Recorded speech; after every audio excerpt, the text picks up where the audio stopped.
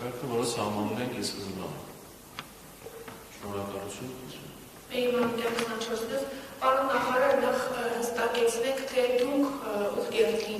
որպես ով եք մասնակցում, Պաշտպանության նախարար Սուրեն Պապիկյան, ՔԲ վարչության անդամ Սուրեն Պապիկյան, թե պարզապես քաղաքացի Սուրեն Պապիկյան, դուք նշում եք, որ ներքում եք զինված ուժերի մասնակցությունը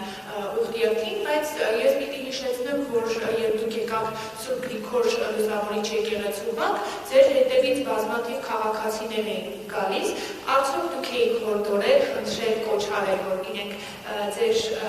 ետևից գային, եւ պարոն Շաքարյանի մասով էլ թեև մենք էլ ենք դիմել Պաշտպանության նախարարի մամուլի խոսնակին, որովհետեւ պարոն Շաքարյանը այդպես մեզ ասաց, այստեղ հակասություն կա, եթե պարոն Շաքարյանը պարզապես քաղաքացի էր ներկայացել այդ ուղղակի, ոչ աշխատանքային օրով, ոչ աշխատանքային ժամին, ինչու էր սլաքները ուղղում դեպի Պաշտպանության նախարարություն եւ պարոն Պապիկյան թեև անդրադարձակ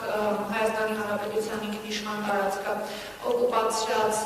ադրբեջանական զորքերի հողում անելով սահմանազատման եւ սահմանակցման աշխատանքներին, բայց հողի վրա այս պահի դրությամբ անգամ սահմանազատման եւ սահմանակցման աշխատանքներ չեն իրականացնում։ Հիմա ուզում եմ հասկանալ ինչ եղան սոված ադրբեջանցիները։ Հնարավոր է խաղաղության օրակարգի շրջանակներում, օրինակ արդեն մեր հարևան է դարձած ադրբեջանցիներին Հայաստանի Հանրապետությունն է օրինակ բնամթերքով ապահովում եւ նաեւ պարոն Շաքարյանի մասով հնարավոր է որ քանի որ զրկվել է Արցախի հերոսի կոչումից Նիկոլ Փաշինյանի հռչակած իրական Հայաստանի կոչում շնորհեք նրան շնորհակալություն։ Շնորհակալ եմ։ Ես ձեր վերջին հարցին անդրադարձած տերության, այսինքն ես չեմ անդրադառնա ինստիտուտների, որոնք առ ոչինչ են կամ գոյություն չունեն։ Նորից եմ ասում, ես չեմ ճանաչում որևէ վիրտուալ կառավարություն կամ մտածածին կառավարություն, որը ինչ-որ իրավական ակտեր է ընդունում։ Բոլորին պարզ է, որ դրանք առ ոչինչ ակտեր են կամ, չգիտեմ, ինչ-որ շրջանակի սփոփելու կամ իրենց գոյությունը կամ ներկայությունը ևս մեկ անգամ մատնանշելու համար է արվում, իրենց գործն է, կարծում եմ սա իմ քննարկելու բանը չէ, եթե կարիք լինի, որ սրան արձագանքեն իրական մարմինները, կարձագանքեն պատկան մարմինները։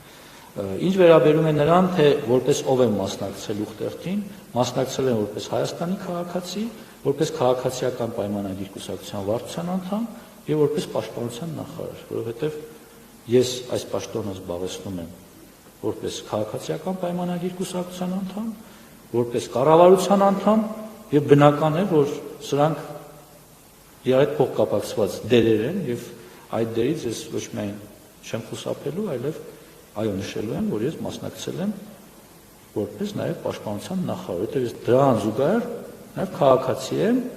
նաև քաղաքական գործիչ եմ, հարգելի գործընկերներ, ես ուսադիրներ չեմ կրում, ես զինվորական չեմ, իմ քաղաքական գործունեությունը օրենքով ոչ միայն արգելված չի, թույլատրելի, այլև խրախուսելի է։ Հիմա եթե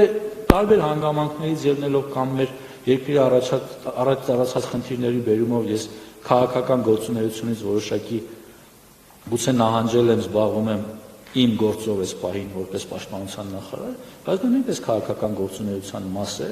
պարտադիր չի, որ ես ամեն օր հանդես գամ հրապարակային հայտարարություններով կամ հարցազրույցներ տամ, ես շարունակում եմ մնալ իմ դերում